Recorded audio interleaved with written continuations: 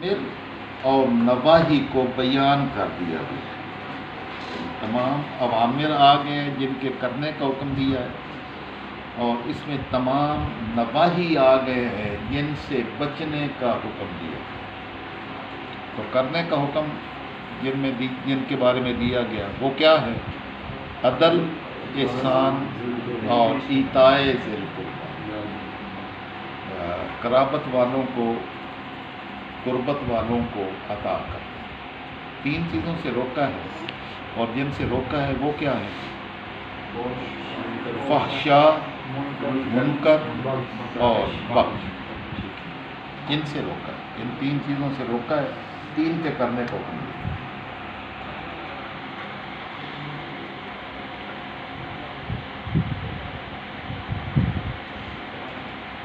ولید بن مغیرہ جو بڑا دشمن دین تھا، جب اس نے یہ آیت سنی تو آقا علیہ السلام کی بارگاہ میں عرض کی، جبن اخی اعد، بھتیجے ذرا اس آیہ مبارکہ کو پھر پڑھو. ان لہ لتلاوۃ، اس میں کیا شیرینی اور مٹھاس ہے اس آیہ مبارکہ میں.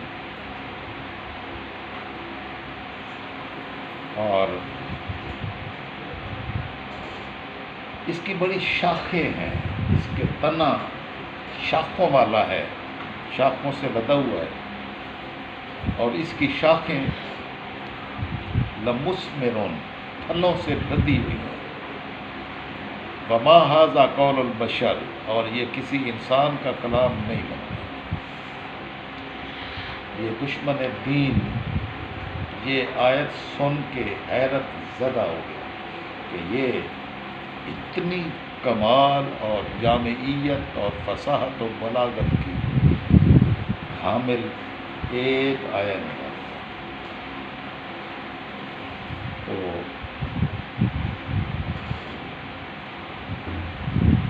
اب جو 3 چیزیں جن سے روکا گیا ہے، اس میں سے پہلا جو ہے وہ فحشاء. انسان کے وجود میں، انسان کے من میں ایک قوت ہے جو شہوت پر مشتمل ہوتی ہے. اس کو کہتے ہیں قوت شہوانیہ.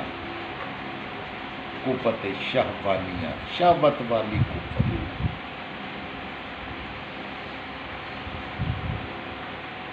تو ہر وہ کام جو شہوانیہ قوت کے غلبہ کی شکل میں ظاہر ہو، ہر وہ عمل، وہ کام جو انسان میں جو شہوانی قوت ہے، شہوت والی قوت ہے، اس کے ذریعے سے اور اس کے نتیجے میں اس کے غلبے کی وجہ سے جو کام ظاہر ہو وہ فحشاء میں شامل ہو. خواہ وہ نظر ہو، نظر سے دیکھے، زبان سے بولے، الفاظ ہوں، یا کان سنے، وہ گانے ہوں، وہ موسیقی ہو، جس سے قوت شہوانیہ کا اظہار ہو، تو ہر وہ شے فحشاء میں شامل ہے. سمجھ آ رہی؟ ایک انسان میں یہ قوت شہوانیہ ہے. دوسری قوت انسان میں قوت غضبیہ ہے، غصہ، ناراضگی.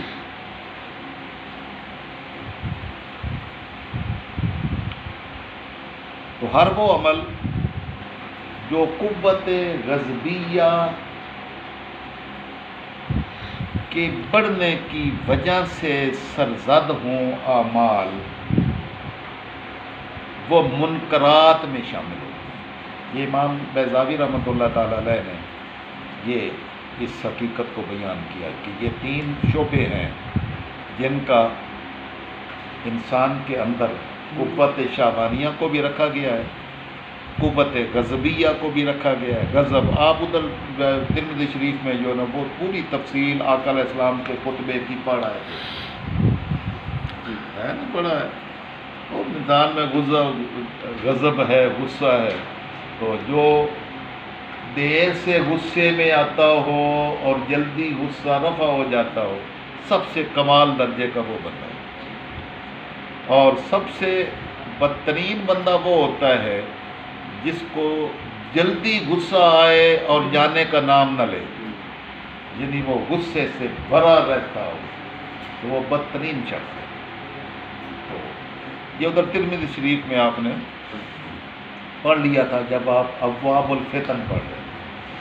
تو دوسری انسان میں قوت غضب ہے۔ تو قوت غضب میں انسان کو کچھ یاد نہیں رہتا کہ میں کر کیا رہا ہوں، بول کیا رہا ہوں، اور غصے کا اظہار میں انسان راہ اعتدال چھوڑ بیٹھتا ہے۔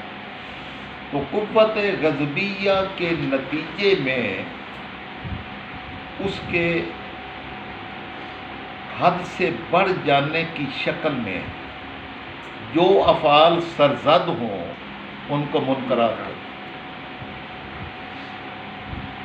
اوکے، قوت شہوانیہ، قوت غضبیہ، ان دونوں کے نتیجے میں ان کے بڑھنے کی وجہ سے انسان سے جو اعمال سرزد ہوں وہ فحشاء میں اور منکرات میں شامل ہوتے ہیں۔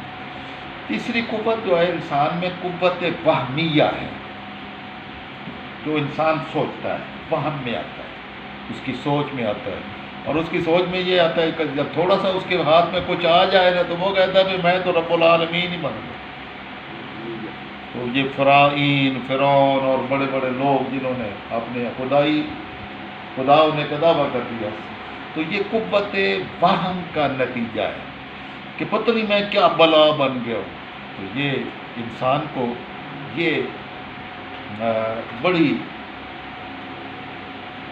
قوت فہمیہ کے نتیجے میں بھول لگی ہوئی ہوتی ہے، اور وہ اپنے آپ کو انسان بھی کے دائرے میں رہتا بھی نہیں ہے، سوچتا بھی نہیں ہے۔ بس وہ آپ ایسے لوگوں کو آپ دیکھتے ہیں کہ وہ کہ تو جانتا نہیں ہے کہ میں کون ہوں، ہے کہ نہیں؟ یہ قوت وہم ہے۔ تو اس قوت وہم کے نتیجے میں جب وہ حد سے تجاوز کرتا ہے تو اس کے نتیجے میں جتنے افعال سرزد ہوتے ہیں وہ بغی کہلاتے ہیں، سرکشی۔ پھر وہ سرکشی پر اتر آتا ہے، وہ ظلم کرتا ہے، زیادتی کرتا ہے، اس کا غصہ جو ہے نا وہ ٹھنڈا ہی نہیں ہوتا ہے، اور وہ یہ سمجھتا ہے کہ میں جو مرضی کر لوں، مجھے کوئی گرفت کرنے والا نہیں ہے، پتہ نہیں ہے کہ میں کون ہوں، بس یہ میں اس کو لے بیٹھی ہے۔ تو اس کے نتیجے میں جو افعال سرزد ہوں وہ بغیٌ، سرکشی کے دائرے میں آتے ہیں۔ تو تین چیزوں کو جو ہے نا وہ ان سے روکا گیا کہ جہاں انسان پھر اپنے آپ میں نہیں رہتا، فحشاء کا مرتکب ہوتا ہے قوت شہوانیہ کے غلبے کی وجہ سے، منکرات کا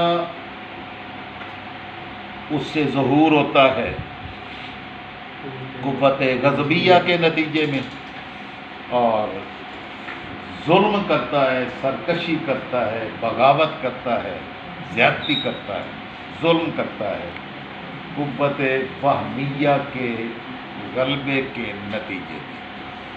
ان تینوں چیزوں کو کنٹرول کرنے کا نام دین ہے، اور تین چیزوں کے کرنے کا نام دین ہے، یعنی عدل، احسان اور ایتاء ذی القربی۔ تو